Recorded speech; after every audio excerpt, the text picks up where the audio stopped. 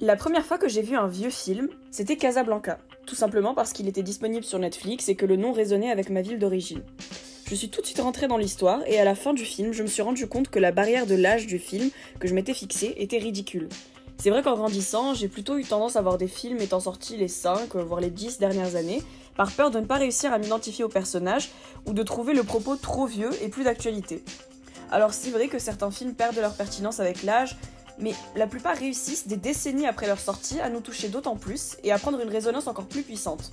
C'est pour ça que je vous donne ici 7 films qu'on peut regarder sans craindre d'être déconnecté du récit et qui sont toujours aussi drôles, émouvants ou effrayants, même s'ils sont pour certains septuagénaires. Pour reprendre mon premier exemple, parlons de Casablanca. Le film est sorti en 1942, en plein milieu de la Seconde Guerre mondiale, ce qui en fait le propos de l'œuvre de Michael Curtiz. On retrouve le légendaire duo Humphrey Bogart et Ingrid Bergman à Casablanca, surprenant. Il tient un bar, le Ritz Café, et on comprend vite que ces deux ne se rencontrent pas pour la première fois. L'histoire nous renvoie par instant à Paris et mêle romance, évasion et résistance. Les citations iconiques sont à l'appel et les dialogues sont de manière générale incroyables. Le petit plus, la chanson phare As Time Goes By, est un classique instantané et capture parfaitement l'ambiance générale du film. You must remember this. A kiss is just a kiss. A sigh is just a sigh. Ensuite, en numéro 2, Audrey Hepburn dans son rôle le plus iconique, Holly Golightly dans Breakfast at Tiffany's ou Diamant sur canapé selon la VF. Film de Blake Edwards sorti en 1961, il raconte la rencontre entre Holly, croqueuse de diamants, qui emménage dans l'immeuble de Paul Varjak, auteur désuet qui n'arrive plus à relancer sa carrière. Au-delà de ça, c'est une ode à la liberté d'aimer et de vivre. Hepburn nous charme, nous frustre et surtout cherche à mettre fin à son errance. Le petit plus, là encore une chanson, Moon River, interprétée par Audrey Hepburn elle-même dans l'une des scènes de cinéma les plus douces de l'histoire. Two drifters off to see the world. There's such a lot of world to see. En numéro 3, on part sur un trip un peu plus effrayant, disons, dans le Vertigo d'Alfred Hitchcock, Sueur froide dans son nom francophone.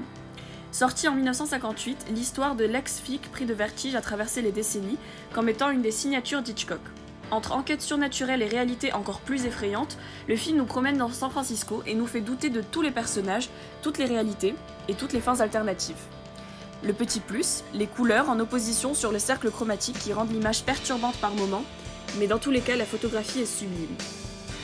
En numéro 4, un détour par la France cette fois-ci, avec le géant de la nouvelle vague François Truffaut et ses 400 coups. Quand on entend nouvelle vague, on pense tout de suite aux cahiers du cinéma, à Truffaut, à Godard et à des films expérimentaux pas assez accessibles. Pourtant, les 400 coups racontent l'histoire d'Antoine Doinel, jeune d'une dizaine d'années, 12 exactement, vivant une transition entre l'enfance et l'adolescence plutôt difficile. En rejet de ses parents et du corps enseignant qui l'encadre, il fait figure d'autobiographie de Truffaut qui lui-même a mal vécu son enfance.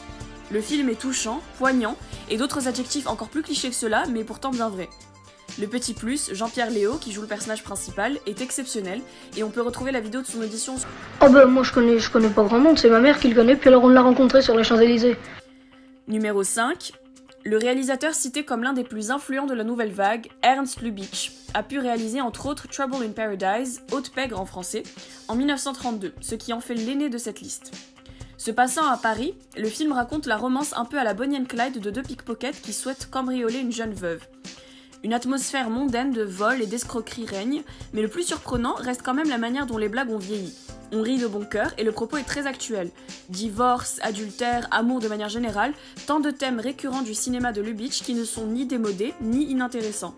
Le petit plus, les costumes sont vraiment à tomber par terre.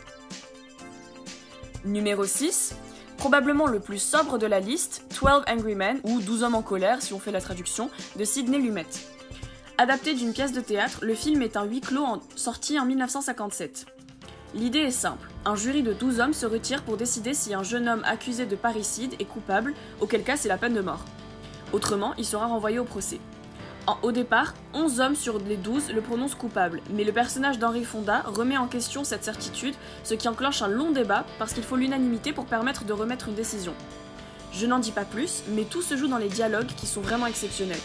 Le petit plus cette fois-ci, c'est que le film est certes sobre, mais profite de la mise en scène incroyable de Lumet, qui, entre autres, utilise des focales croissantes au fur et à mesure pour donner un sentiment d'étouffement de plus en plus fort au film. Enfin, numéro 7, pour finir avec un géant du cinéma, Stanley Kubrick et son Full Metal Jacket. Sorti en 1987, c'est le plus récent des films de cette liste, tout juste trentenaire. Il se range sur la même étagère qu'Apocalypse Now ou Platoon, film sur la guerre du Vietnam, traumatisme collectif de l'imaginaire américain.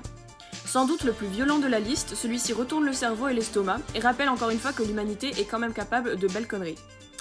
Le petit plus cette fois-ci, c'est que la bande originale est glaçante, elle passe de Painted Black des Rolling Stones au générique du Mickey Mouse Club dans une scène plutôt morbide.